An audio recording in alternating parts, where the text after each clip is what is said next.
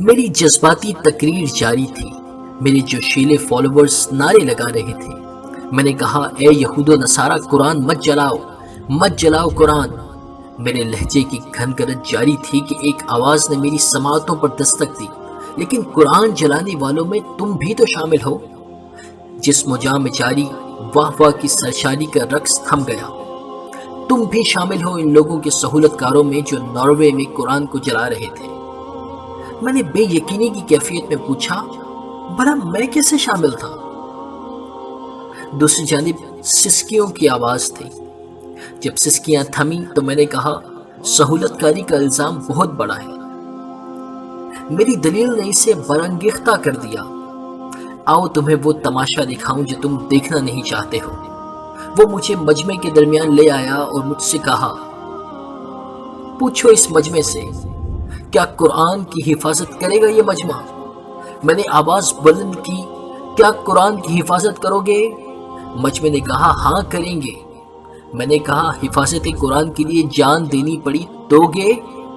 مجمع نے کہا، ہاں دیں گے۔ میں نے کہا، حفاظت قرآن کے لیے مال خرچ کرنا پڑا تو کرو گے؟ مجمع نے کہا، ہاں کریں گے۔ میں نے تکبر کے ساتھ اس پر نظر ڈالی۔ وہ پھر مسکرا دیا۔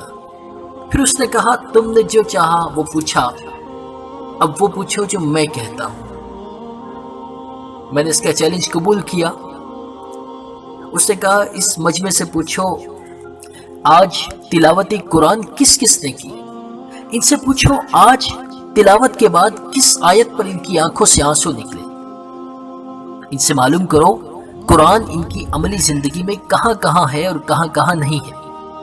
اور ہاں، آپ بھی بتائیے، حقوق قرآن کی ادائیگی میں آپ کو کس جگہ کھڑا کیا جائے؟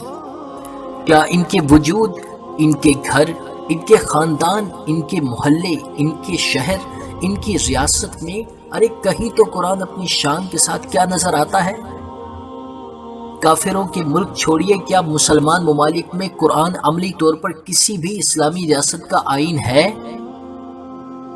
میں جب قرآن کے حق میں باہر نکلا تھا، اب اپنی ہی عدالت کے کٹہرے میں کھڑا تھا۔ سوالات جاری تھے، مجمع کم ہوتا جا رہا تھا۔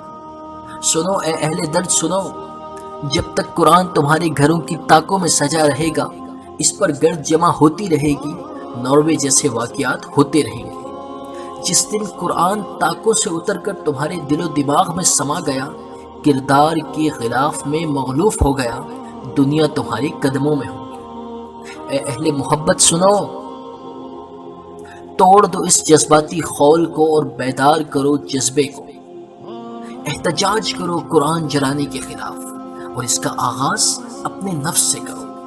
جنہوں نے اس قرآن سے سچی محبت کی، انہوں نے جہاں بانی کی۔ انہیں اس دنیا سے رخصت ہوئے صدیاں گزر گئی، مگر آج بھی ان کی ہیبت طاری ہے، آج بھی ان کی عزت و احترام موجود ہے۔ درس قرآن اگر ہم نے نہ بھلایا ہوتا، درس قرآن اگر ہم نے نہ بھلایا ہوتا، یہ زمانہ نہ زمانے نے دکھایا ہوتا۔ اے اہل محبت، عمر نے ناروے میں اپنا غیرت مند کردار ادا کر دیا، اب ہماری باری ہے۔ طہارت جسم ضروری ہے قرآن کی تلاوت کے لیے، طہارت کردار ضروری ہے قرآن کی حفاظت کے لیے۔